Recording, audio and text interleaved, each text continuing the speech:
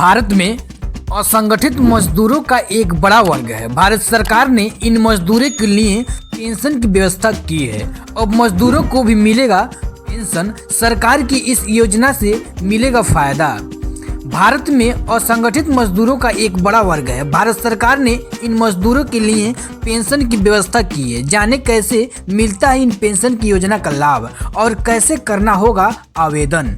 भारत सरकार देश के अलग अलग तबकों के लिए तो योजनाएं लेकर आती हैं, लेकिन सरकार की ज़्यादातर योजनाएं देश की गरीबी तबके के लिए होती हैं। समाज के वह लोग जो आर्थिक रूप से सक्षम नहीं होते हैं, सरकार उन्हें अलग अलग योजनाओं के तहत मदद देती है। भारत में असंगठित मजदूरों का एक बड़ा वर्ग है जो दिहाड़ी मजदूरी करते हैं, जिनका भविष्य उनकी आज की कमाई तय करती है। भारत सरकार ने इन तरह के मजदूरों के लिए पेंशन की व्यवस्था की है। सरकार ने इनको लिए एक नई योजना की शुरुआत की है। इस योजना के तहत मजदूरों को हर महीने पेंशन दी जाती है। चलिए आपको बताते हैं किन मजदूरों को मिलता है इन योजनाओं का लाभ और कैसे करना होगा इसमें आवेदन।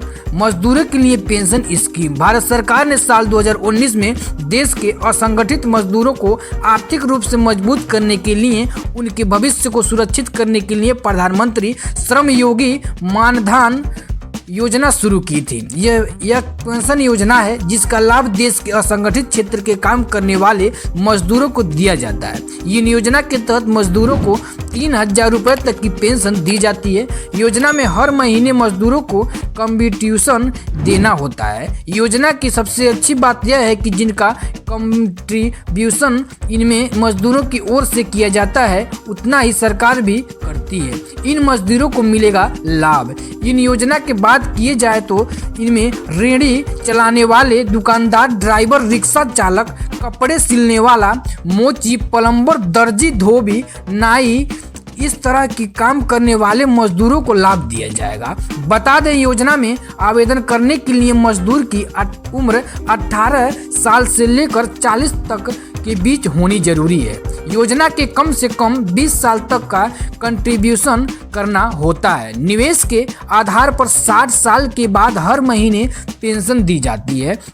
ऐसे करें आवेदन। प्रधानमंत्री श्रम योगी मानधन योजना में आवेदन करने के लिए अपने नज़दीकी कॉमन सर्विस सेंटर जाना होगा। वहां जाकर इस योजना में रजिस्ट्रेशन करवाना जा सकेगा।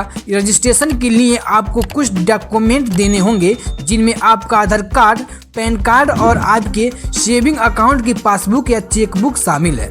सफलतापूर्वक रजिस्ट्रेशन के बाद आपको एक श्रम योगी कार्ड नंबर जारी किया जाएगा। किस्त हर महीने ऑनलाइन आपके खाते से कटेगी।